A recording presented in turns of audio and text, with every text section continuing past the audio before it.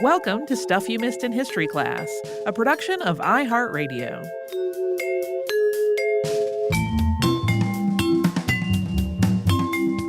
Happy Friday, everybody. I'm Tracy V. Wilson. And I'm Holly Fry.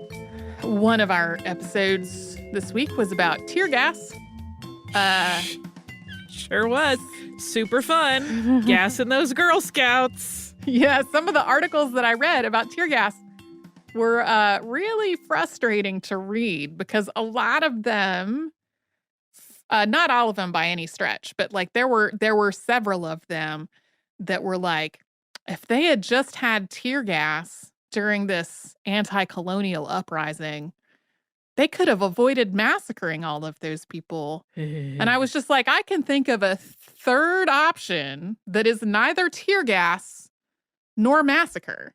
And it is, have you considered not having an oppressive colonial regime? Maybe if you addressed that problem instead of dispersing the protesters with tear gas or weapons like firearms, like there's that third option that you could go with.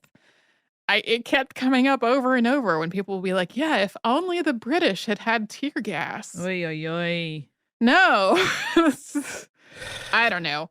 If you're frustrated by my tone with that and are like, I can't believe you're sounding so political, I'm like, have you listened to our podcast so often talking about labor disputes and civil rights disputes and all kinds of people who were trying to say, hey, we would like some basic dignity, or we would like to be paid fairly for our labor and not exploited. And so often that is what the tear gas was being used for, to make those people go away. Yeah. I mean, it is what it is, right? Like it's one of those things that I think is particularly hot button and politicized at the moment, because we are living in a time where every issue that comes up seems to cause people more often than not to immediately want to separate to their two camps and bicker over it. Mm-hmm. But like, if you look at the science, yeah, it's really hard, in my opinion, to be able to justify this as a rational and reasonable thing, particularly when you consider all of the instances you discussed in the outline of just really, really improper use and misuse. Yeah, I read so many accounts and they could not all make it into the episode. There was just no possible way. You could have an entire podcast. I keep doing these topics that could be an entire new podcast that's just COINTELPRO that's going to be 100 episodes long. An entire new podcast that's just going to be tear gas. It's also going to be 100 episodes long. That was stuff like, miners striking because they were being exploited and law enforcement using their entire stock of tear gas against them and then ordering more. And it's like, even if you take like the basic take of this is safer than other techniques when used correctly, like we're seeing over and over and over, nationally televised at this point, incorrect use of like people spraying tear gas directly into people's faces, people launching tear gas grenades directly at people, kettling demonstrators and then tear gas. Like none of that is the correct way to use it, if you believe that there is a correct way to gas people. Yeah, we have gotten so far away from that initial idea of like, it is a last resort before we resort to like physical weapons that are lethal. That's not even a part of the equation anymore. No. I feel like we should never, ever launch any of these. This could be a whole series podcast on its own, unless we make sure that you have a therapist standing by at all times, because it makes you so angry, and I worry. I am not volunteering myself for any of these hypothetical, entirely new podcasts. Like that would be a job for someone else. Because just keeping our show going at this point is like, my mind is like, why is everything so hard? It is very hard. One of the topics that we talked about today was Jacob Coxey and his army. Yeah. His army of protesters. Yeah.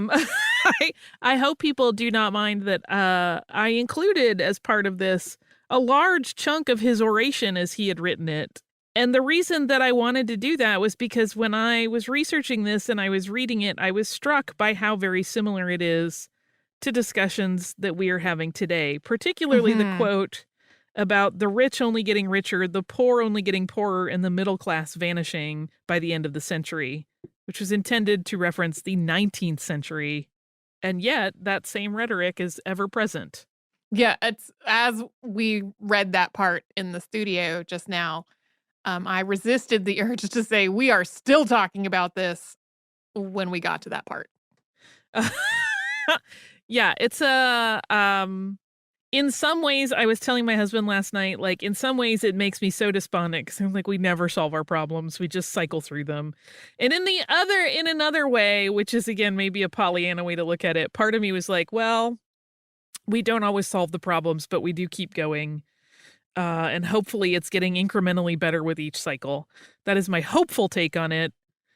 That could change by the end of the day because I'm not in any sort of consistent headspace regarding our current world. Could change within the hour. Could change within the finishing recording and going to eat lunch. By the time I finish this sentence, I will need to call my therapist. That's entirely possible. But the other thing that I wanted to talk about in relation to Coxey's Army is parallels that people have drawn to The Wizard of Oz, which sounds a little cuckoo. Have you heard of this before? I don't know this at all. So L. Frank Baum, who nobody knew who he was at this point, was apparently one of the spectators at this march. And there have been theories and interpretations of his book, The Wonderful Wizard of Oz, that suggest that he was really drawing from that experience and his knowledge of this march to inform the structure of his book. So the idea was that the Tin Man represented industrial workers, the Scarecrow represented farmers, the Cowardly Lion represented William Jennings Bryan, and the Wizard of Oz was the president.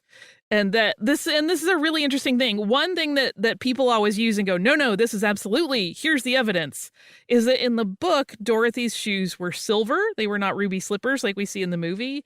And they correlate that to the ongoing debate about the embracing of silver as a currency standard over gold and how that all caused a rush on gold. And it's an interesting theory.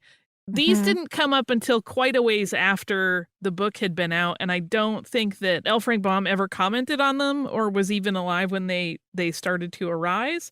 But it's an interesting thing to consider. I could see where being part of a momentous event like that, even just as a bystander, particularly in a city where, like, the whole city was kind of enraptured in this moment of this march to the Capitol, might inform your later work, but we'll never know. As I had a wonderful professor in college who, when people would talk about the author's intent, particularly related to older literature, would say, the author's dead, so we can't ask him, and if he were here, he would lie anyway. Suggesting that, like, you can interpret stuff however you want. You just have to make a solid case about it, which is a kind of a fun thing. So you could make that case that there are parallels there and that the book is somehow related to this moment in protest history. Or it could be a coincidence. Or it could have been a completely unconscious thing where he pulled from some concepts of those ideologies of, like, wanting something that you needed to get from someone else. We just don't know. But I thought that was a fascinating thing. And it didn't really fit in the actual episode. But I was so captivated by that concept that I wanted to make sure we mentioned it. Literary interpretation is in and of itself a fascinating field and one that I really, really enjoyed when I was in college. That was really one of my favorite things about my literature degree. But then there are also times when I talk to people who are legitimate heavy hitters in that field, and I'm like, oh, I'm just a dilettante. I'm out. Like, But it makes it an interesting way, particularly to relate, in this case, to history. So if that gives you a moment of entertainment, I am delighted. If it doesn't, I apologize.